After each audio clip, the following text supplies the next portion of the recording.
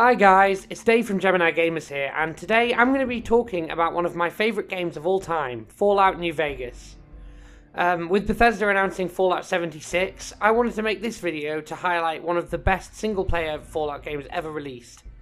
Although this game was made by Obsidian, by a team partly made up of developers who worked on the original Fallout games over at Interplay, I believe that it is the best Fallout game made since Bethesda acquired the license, and a strong contender for the best Fallout game of all time. In this series of videos, I'll be talking about all the things that I love about the game, any issues I have with the vanilla version, and how these can be improved on with mods. Whether or not you've played the game before, I hope this series will contain something of value for you and maybe inspire some of you to see the bright lights of New Vegas for yourself. In this first video, we will be discussing the atmosphere of the game, including graphics, sound, lighting, and setting. The second video will take a closer look at the factions, quests, and characters. And in the third video, we'll talk about gameplay, several gameplay overhauls, and enemies and monster design. So, if you guys are ready, let's get started.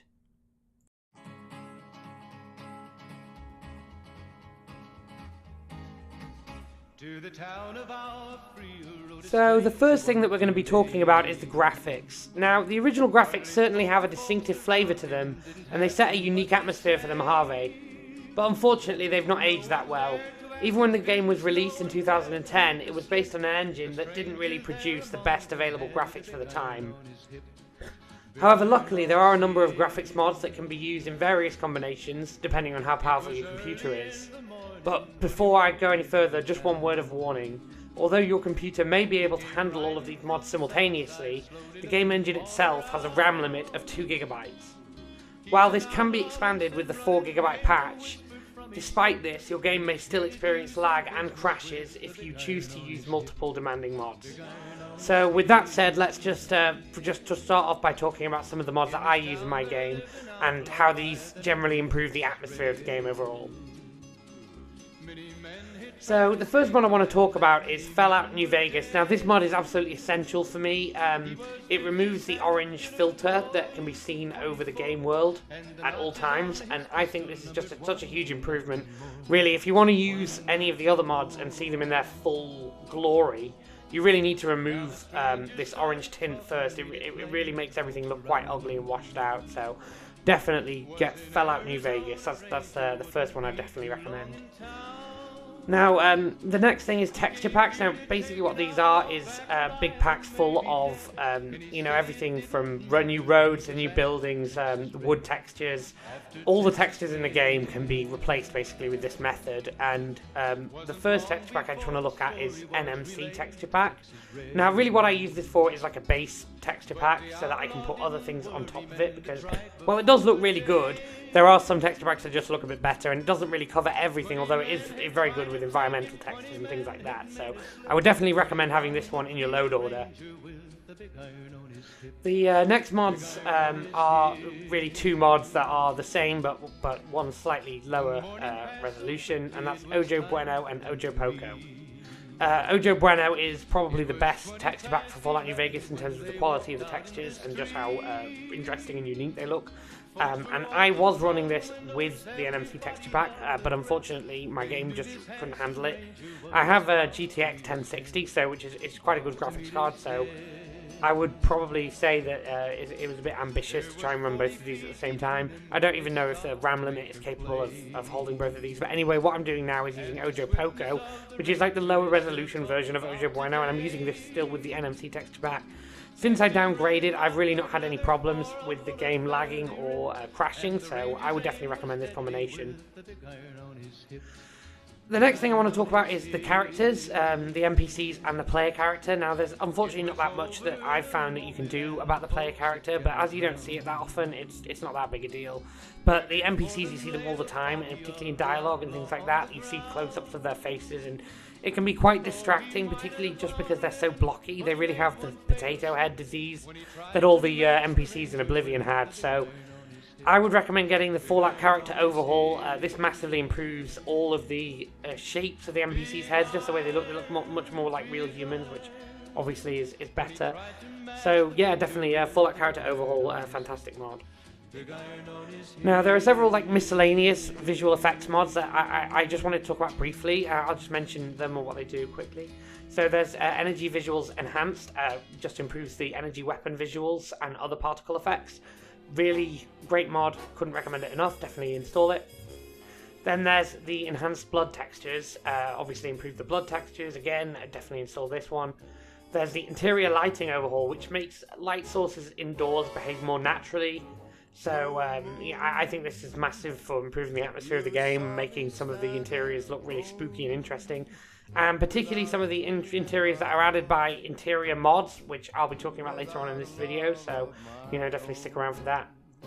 Another mod that's just nice to have is Enhanced Camera, which will allow you to see your body in first person, so you can look down, you see your arms, see your legs, the outfit you're wearing. Honestly, I don't really know why this wasn't in the vanilla game, and I certainly don't know why Bethesda haven't included it in Fallout 4, the vanilla game. It just seems quite lazy to me. I don't think it would be that difficult or that resource intensive to include it, so yeah, a bit of an odd one that. But anyway, it can be improved with mods, so maybe that's what they're relying on. The next mod I'm going to talk about is MG's Clutter Retextures. Now, these basically, just what it says on the tin, it retextures a lot of the clutter, the sort of miscellaneous objects that you can find around, and this mod, in combination with Wasteland Clothing HD and the Weapon Retexture project, is really essential for me. They just give everything a lot more, just make everything look a lot better, look a lot higher resolution, much more detail can be seen on all these objects and clothing. So yeah, definitely install all of these mods if you think your computer is capable of handling it. And finally, in the miscellaneous mod section, we have the Type 3 body and armor replacer and Robert's male body. And these are basically just body replacers in case you don't like how the vanilla bodies look. And finally, I just want to talk about the EMB mod. Now, this is a mod that is used in lots of different games, and it produces basically visual post-processing effects. So you get things like depth of field, you get radial blur, a new bloom effect, and a new HDR lighting effect as well. There are lots of other effects as well. There's so many different ones. If you're interested in reading about all the different things it does, I'll leave a link to the website in the description. And this mod is used with a number of presets that you can download from the Nexus, so there are a few different ones for this game. Not as many as the Skyrim or other later games, but quite a few. So yeah, I'll leave the one that I use in the description as well. So yeah, so this really just makes the game look a lot better, and obviously it is quite intensive for your computer, but yeah, looks great. So yeah, definitely install this one. So with that all said, let's move on to sound, music, and voice acting.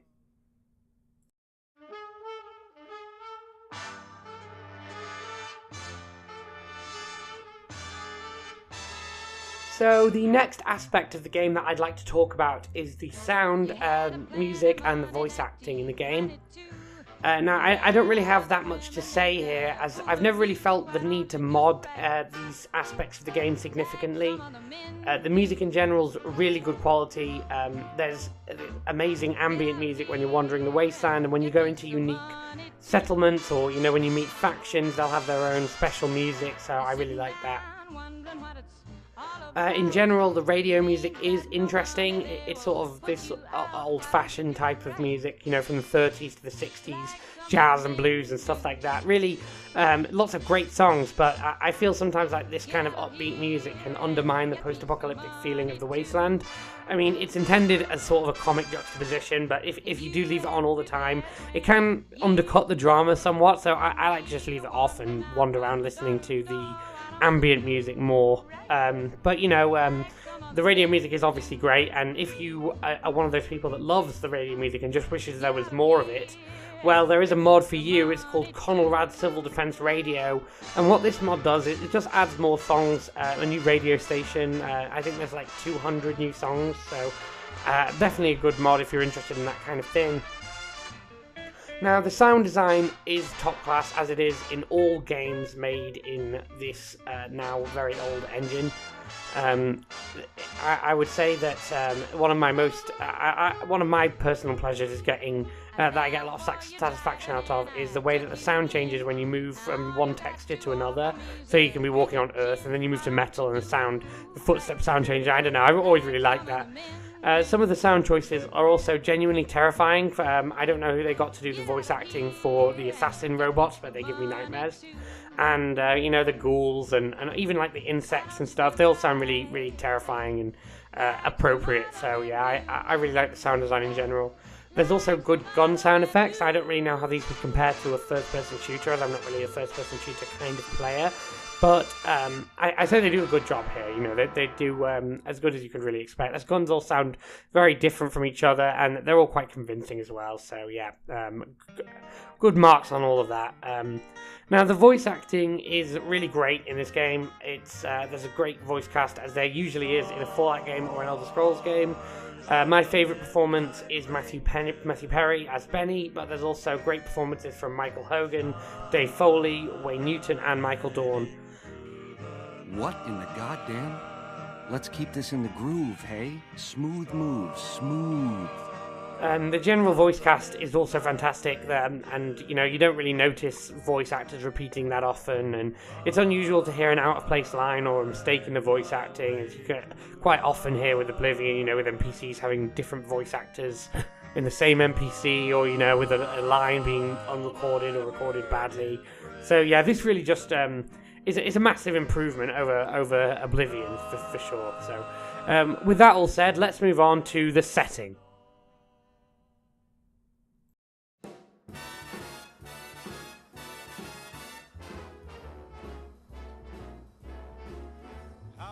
The setting in this game is really atmospheric, and it's quite different from the claustrophobic feeling of Fallout 3's Capital Wasteland with its subway system and narrow city sections, and also really different from the Boston created by Fallout 4. So, it's quite interesting, quite unique. The only game set on the west coast of the modern Fallout games, and set in this big desert expanse, and a lot of the major landmarks of the game are on the path, so you can see them. So it's a different approach to doing a Fallout open world than we've seen in Bethesda's offerings, and I think for the most part it works really, really well.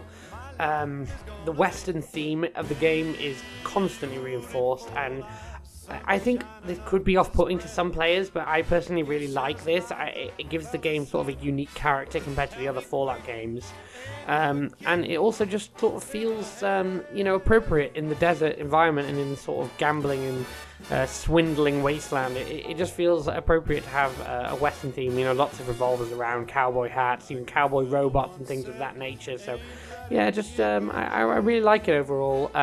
There's also the New Vegas Strip, which is an absolutely amazing concept. Really, to set the game here, I mean, it's a masterstroke, almost as good as setting Fallout 3 in Washington, D.C. But unfortunately, just due to the limits of the time when the game was released, the strip wasn't really realised perfectly in vanilla. There were quite a lot of time constraints on the team, so I think that probably had something to do with it as well. But luckily, there is a mod called the Strip Open, which brings the strip to life by opening it up and making it all into one continuous world space. And I think that this really just helps show you the glory of this area. It makes everything just look fantastic. You don't have to walk through any sort of rubbish piles to get through from one end of the strip to another, so you can see all the hotels, everything all at once, and it just looks great. So you'll be seeing footage of that now. One other thing that can help to improve the atmosphere of the casinos themselves is the mod Populated Casinos. This just fills the casinos with generic NPCs, and it just makes them feel so much more alive and vibrant. So if your computer can run it, definitely add this mod to your load order.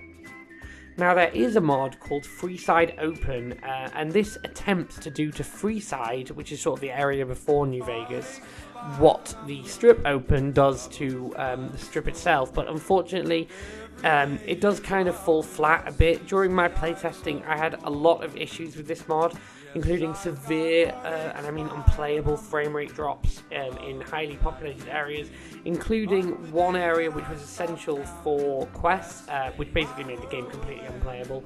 There were also issues with NPC pathing, so overall I would say to avoid this mod unless it ever gets patched, but I think it's highly unlikely at this late stage. But Freeside is still fine without it being open. The strip is the part of the world that really benefits from its openness. I just want to briefly touch on the weather. Now, I think the vanilla weather is a bit unimpressive.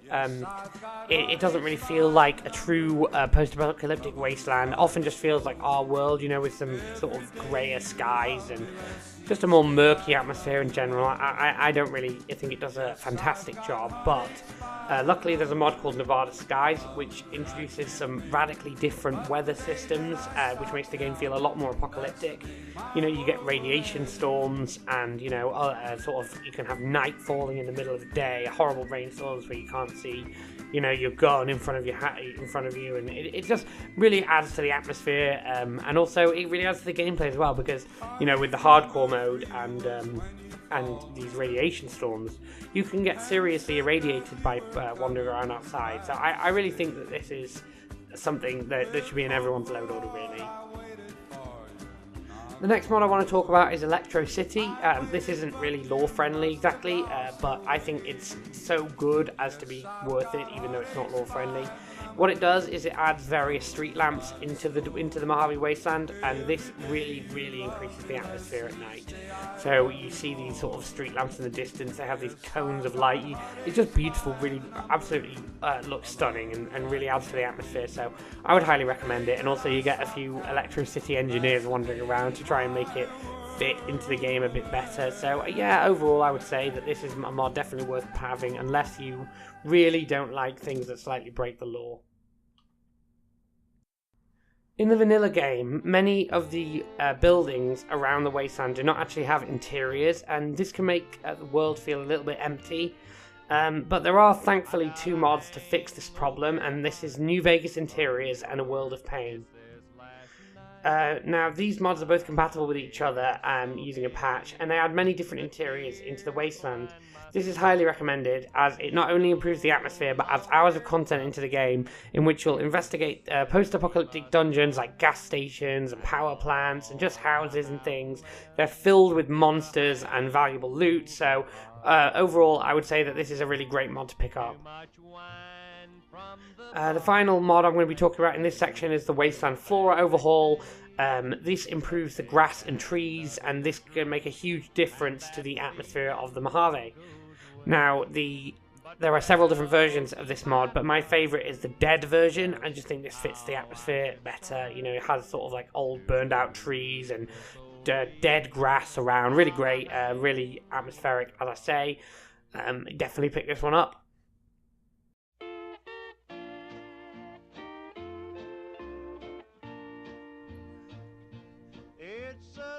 So in the last section of this video, I'm just going to be talking about a few other really essential mods that, may not be as glamorous as the mods earlier, but are definitely important if you want to have a stable and enjoyable experience with Fallout New Vegas. So the first of these are the bug fixing mods, and these are the Yuk Ichigai unofficial patch and Mission Mojave. So these are both bug fixing patches that are unofficial, made by fans, and they just clean up the Mojave and make the bugs a lot nicer. So yeah. Then there are some UI mods. These just allow you to do various things with the UI if you're interested in doing that. I use MTUI, User Interface Organizer, and Immersive HUD. There's the mod configuration menu. That's just an essential one to have if you're using a lot of different mods. There's the invisible wall remover, pretty self-explanatory, but it removes some invisible walls, allows you to traverse the map more freely. There's New Vegas Anti-Crash, which obviously tries to prevent New Vegas having fatal crash errors, obviously really useful as well. And finally, the New Vegas Stutter Remover. There was a big problem with New Vegas stuttering a lot, but if you have this mod, it won't stutter nearly as much. Obviously, it may still stutter occasionally, but it's a huge improvement over the vanilla game. So, that's the first video on the atmosphere of Fallout New Vegas and how this can be improved in 2018. The next video will be discussing the factions, quests, and characters in the game. I hope you guys enjoyed the video. Please be sure to subscribe and leave a like if you enjoyed it, and I'll see you guys in the next one.